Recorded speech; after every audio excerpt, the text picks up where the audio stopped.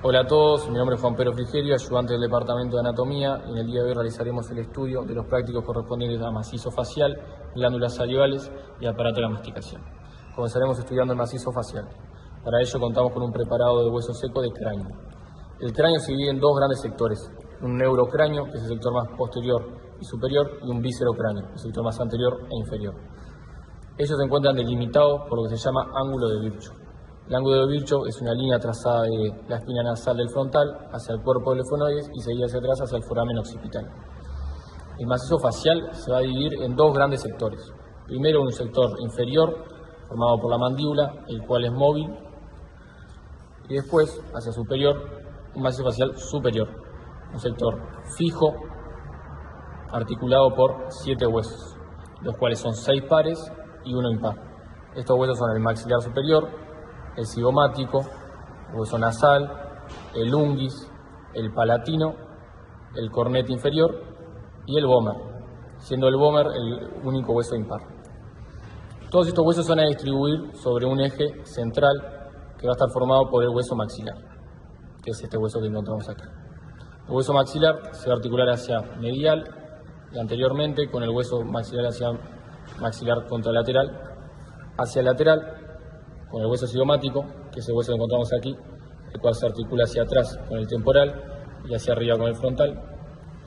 Hacia superior, el maxilar superior se va a articular con el hueso nasal, hueso propio de la nariz, hueso frontal, hueso unguis.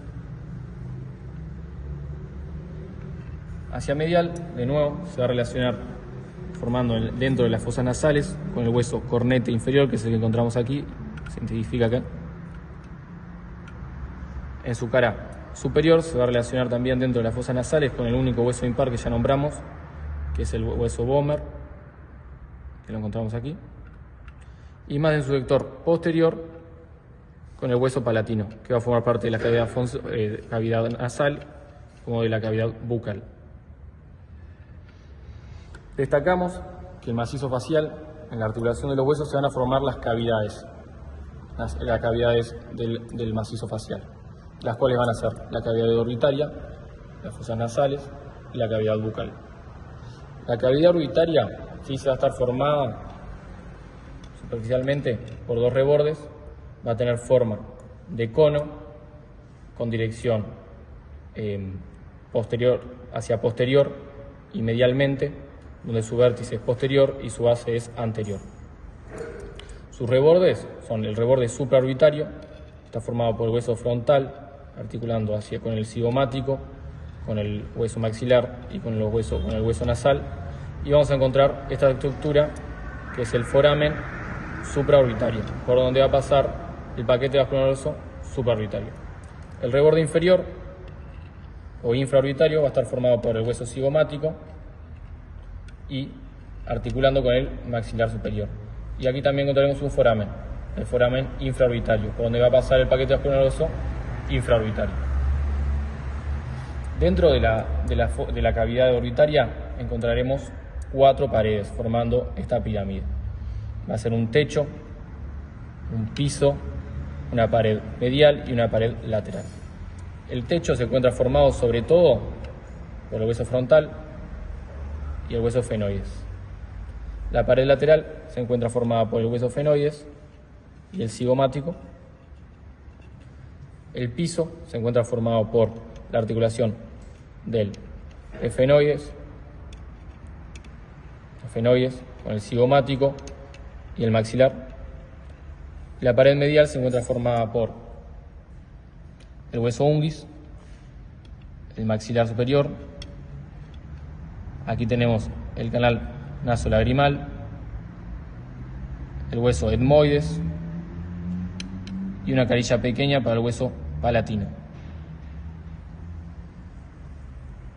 Pasando a las fosas nasales, destacaremos sus paredes, que es una pared medial formada por la articulación entre la lámina perpendicular del etmoides, que aquí la vemos,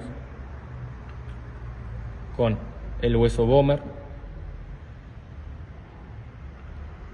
una pared medial formada por el etmoides y el cornete inferior.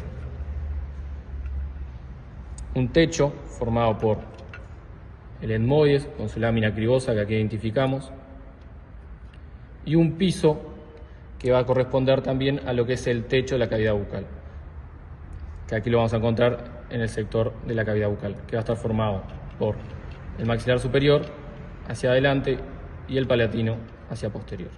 Siguiendo por el sector más inferior de la cavidad bucal, nos vamos a encontrar con el sector del macizo facial inferior, formado por la mandíbula, único sector y hueso móvil del víscero cráneo.